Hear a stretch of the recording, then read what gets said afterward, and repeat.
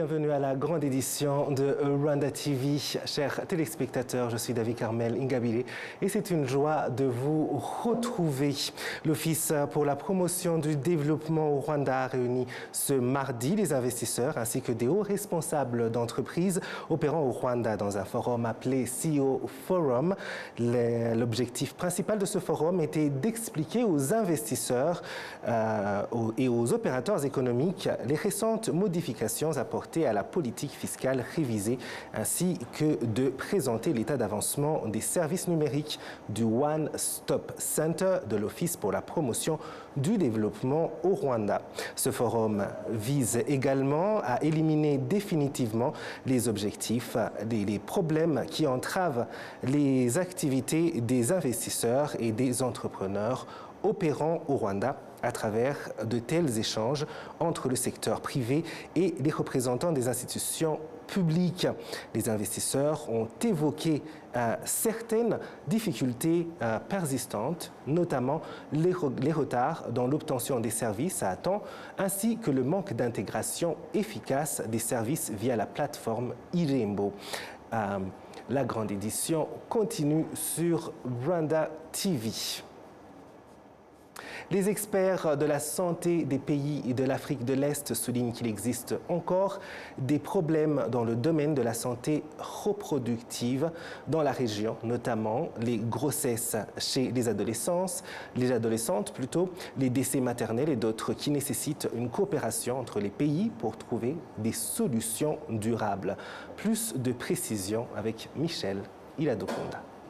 Les responsables de la santé des pays de l'Afrique de l'Est affirment que partageant des défis communs en matière de santé reproductive, se réunir et partager leurs solutions permet d'apprendre les uns et les autres de trouver plus facilement des solutions.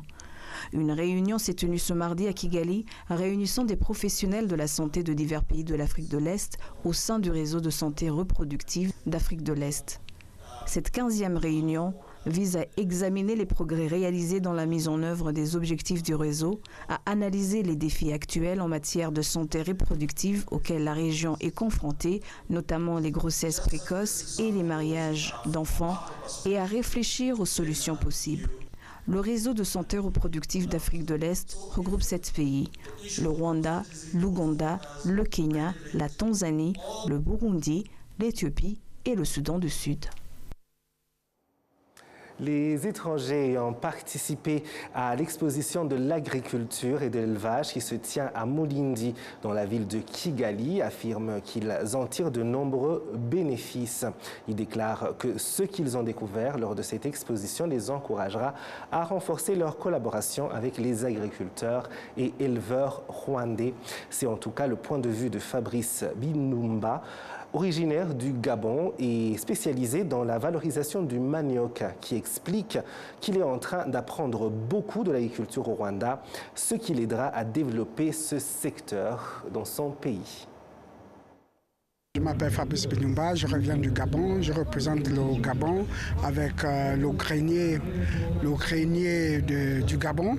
Nous avons apporté avec nous du manioc, qui est connu par le nom anglais cassava. Voilà, nous sommes là pour représenter notre pays, le Gabon, et pour vendre aussi notre produit à base du tubercule. Le tubercule qui est la base, et puis avec ses dérivés. Vous avez le manioc comme ça.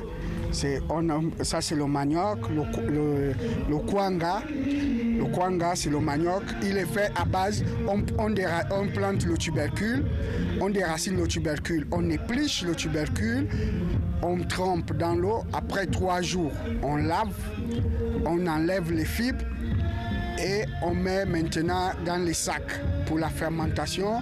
Après, on prend ce manioc qu'on va filtrer. Après filtrer, on doit maintenant mettre encore dans le sac.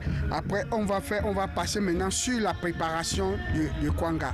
Maintenant, sur la préparation du kwanga, on prend la pâte de manioc qu'on met dans une couscoussière, qu'on met au feu pendant 15 à 20 minutes, voire 30 minutes. Après, on enlève. Donc, le haut, il est cuit, il est un peu cuit comme ça. Et le bas, il va rester tout blanc. C'est le bas, ce qui est un peu cuit en haut, et le bas qu'on mélange en même temps pour former maintenant une bonne pâte. Donc on passe maintenant pour le pétrissage. On pétrit bien la pâte, ça se mélange bien. Après on passe maintenant pour le façonner. Parce que là, quand on façonne, on façonne d'abord le manioc, le kwanga, avant de mettre dans les feuilles. On façonne d'abord, après façonner. Maintenant, on prend chaque manioc, on met dans les feuilles pour couvrir, on attache. Ce qui nous motive, parce que nous sommes amoureux du manioc.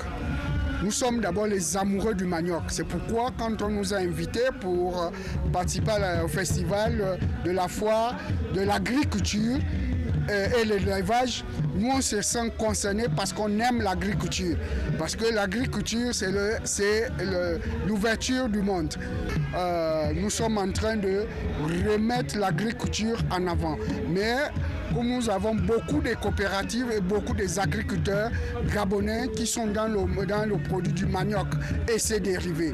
Donc ici, on vous remarque que vous êtes plus avancés parce que vous avez du champignon avec la base de le champignon, le manioc. Il y a plein de trucs. L'agriculture est en avance. Nous sommes en train de venir aussi. Donc avec la politique du chef de l'État de notre pays, le Gabon, on peut dire dans 2 ans, l'agriculture va être peut-être numéro 1 au Gabon. Nous sommes là aussi pour chercher des partenaires qu'on peut dire s'il y a des Gabonais, nous sommes prêts aussi à venir investir ici. Comme les Rwandais aussi peuvent venir investir au Gabon, nous avons la superficie, nous avons les terrains, nous avons la terre. Nous, ce qu'on cherche, c'est signer des partenariats vraiment francs pour que l'Afrique prenne un envoi sur l'agriculture. Ce que je peux donner comme message aux agriculteurs rwandais, je les félicite déjà. Je les félicite vraiment beaucoup et de dire qu'on ne doit pas s'arrêter, on doit multiplier des efforts, on doit plus s'informer sur l'agriculture parce qu'il faut que l'agriculture soit pour nous notre modèle du développement de l'Afrique. La grande édition continue sur Rwanda TV. Les dirigeants à différents niveaux de gouvernance de la ville de Kigali se sont réunis en assemblée générale pour discuter des moyens d'accélérer le développement, y compris dans les zones mal desservies, en particulier celles qui sont à la traîne en matière d'infrastructures et de moderniser les infrastructures vieillissantes. Plus de précisions avec Michel Iladoukoun. L'Assemblée générale de la ville de Kigali, qui réunit tous les niveaux des responsables de villages au district, s'est tenue à l'Intare Arena.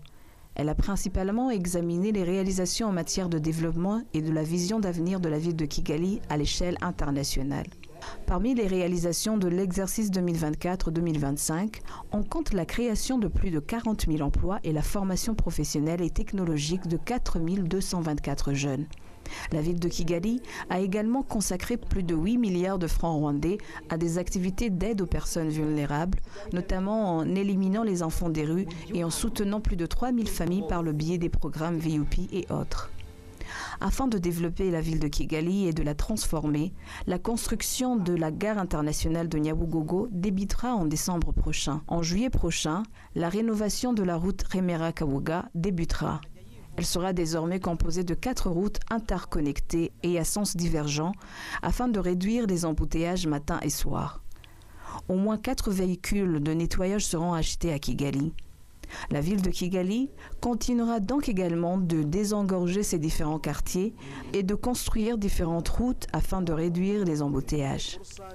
Le maire de Kigali, Lusengiyumva Samuel, appelle les dirigeants locaux, en particulier les responsables de villages, à convaincre leurs citoyens que ces projets leur appartiennent, qu'ils doivent les comprendre et aider le gouvernement à amener Kigali au niveau souhaité.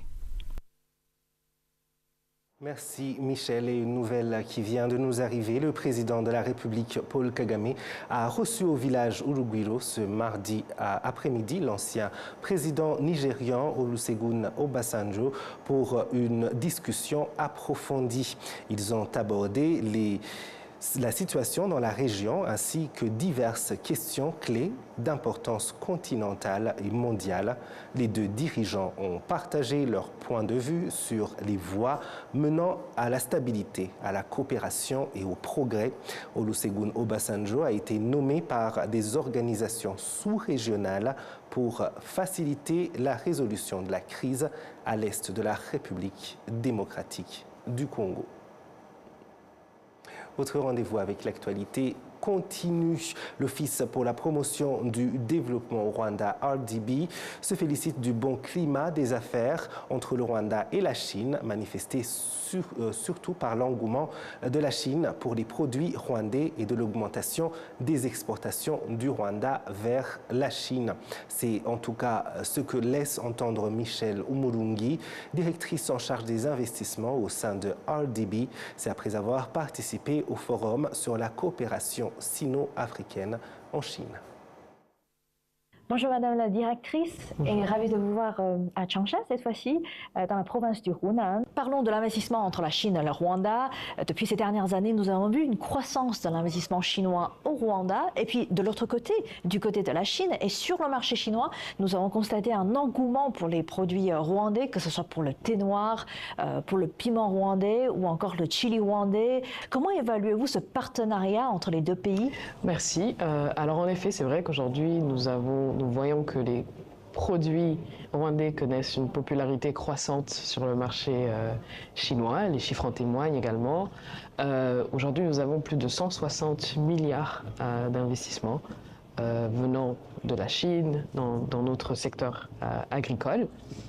Et je pense que cet échange-là ou cette coopération est basée sur une relation bilatérale assez solide qui permet d'avoir cet échange-là au niveau du commerce. Nous envisageons avoir encore plus de coopération là-dessus. Et en allant de l'avant, je pense que ce que nous allons voir, ce que nous allons continuer à solidifier, c'est vraiment ces échanges-là commerciaux. En participant, par exemple, dans des foires comme celle de la CAET aujourd'hui, afin que nous puissions continuer à accroître notre relation ou cette coopération économique avec la Chine, surtout pour nous dans notre secteur agricole. Grâce aux investissements chinois, aujourd'hui, nous reconnaissons un investissement assez large dans notre chaîne de valeur agricole qui permet à créer de l'emploi au Rwanda, par exemple, et qui permet aussi à nos produits d'être mis en valeur sur le marché international. Pensez-vous à un projet particulier? Vous avez parlé des projets agriculture. En quoi ça contribue à l'augmentation de la chaîne de valeur, au renforcement de la chaîne de valeur dans les commerces et l'investissement entre les deux pays? Alors aujourd'hui, par exemple, parlons du thé, par exemple. Nous savons qu'aujourd'hui, le thé a une signification beaucoup plus commerciale dans le marché chinois. C'est aussi beaucoup plus côté culturel.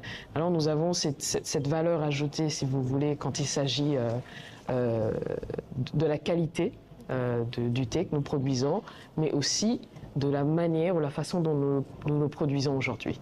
Nous avons cet échange-là technologique venant de nos partenaires chinois qui nous permet à non seulement avoir ce côté technique amélioré, mais aussi une variété de produits quand il s'agit du thé. C'est à partir de là que nous commençons non seulement à avoir que les feuilles de thé, mais à pouvoir transformer le thé en un produit fini.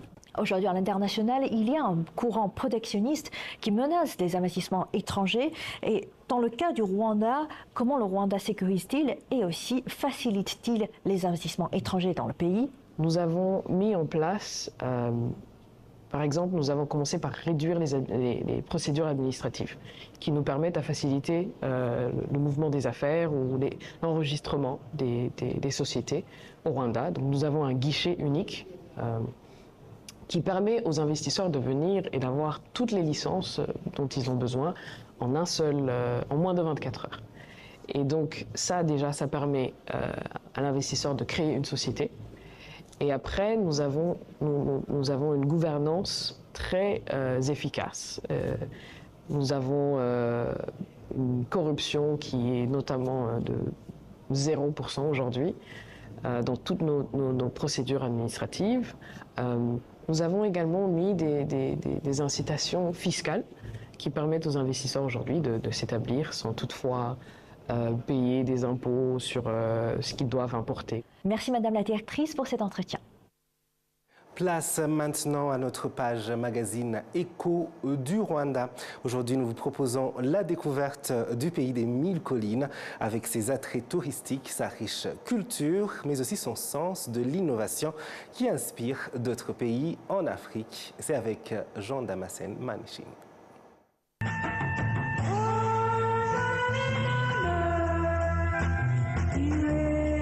Le Rwanda, pays des 1000 collines. Malgré son passé sombre marqué par le génocide commis contre les Tutsis, qui a emporté plus d'1 million de vies innocentes, le pays est depuis bien de jours tourné vers son avenir. Il n'y a pas de neige, et durant les 4 saisons, tout fleurit, et les ruisseaux sont splendides, sous un soleil ardent. Il a su cimenter l'unité et la réconciliation et appeler tous ses fils et filles à vivre librement dans le pays, et même ceux qui l'avaient fui sont régulièrement accueillis et réintégrés dans la société rwandaise. Cette ouverture du Rwanda ne se limite pas uniquement à ses ressortissants, mais s'étend également aux étrangers qui jouissent non seulement des merveilles du Rwanda, mais s'ouvre aussi à sa culture, sans oublier ses originalités visant à la résolution de ses propres problèmes. C'est le cas des travaux communautaires Umuganda. Ces derniers font non seulement la fierté des Rwandais, mais aussi des étrangers, comme en témoigne le maire de Bangui, en République centrafricaine.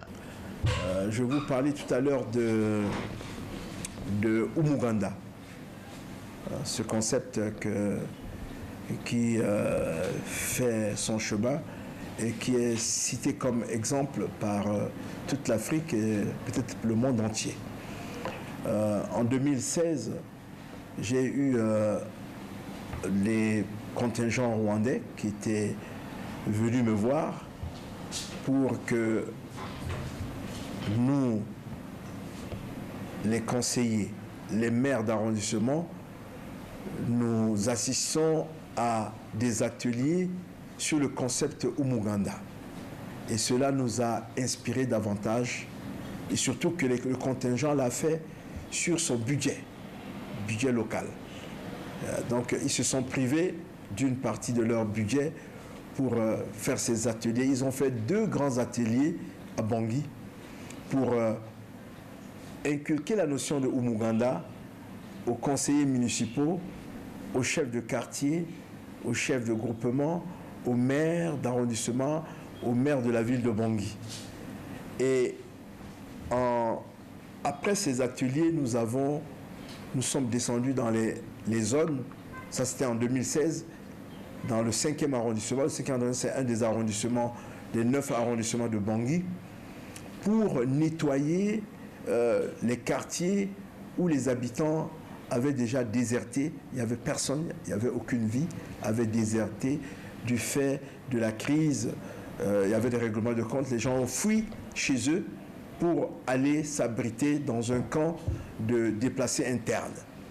Et c'est grâce à ce contingent rwandais qui, avec nous, on est allé sur le terrain pour nettoyer, désherber, nettoyer les quartiers.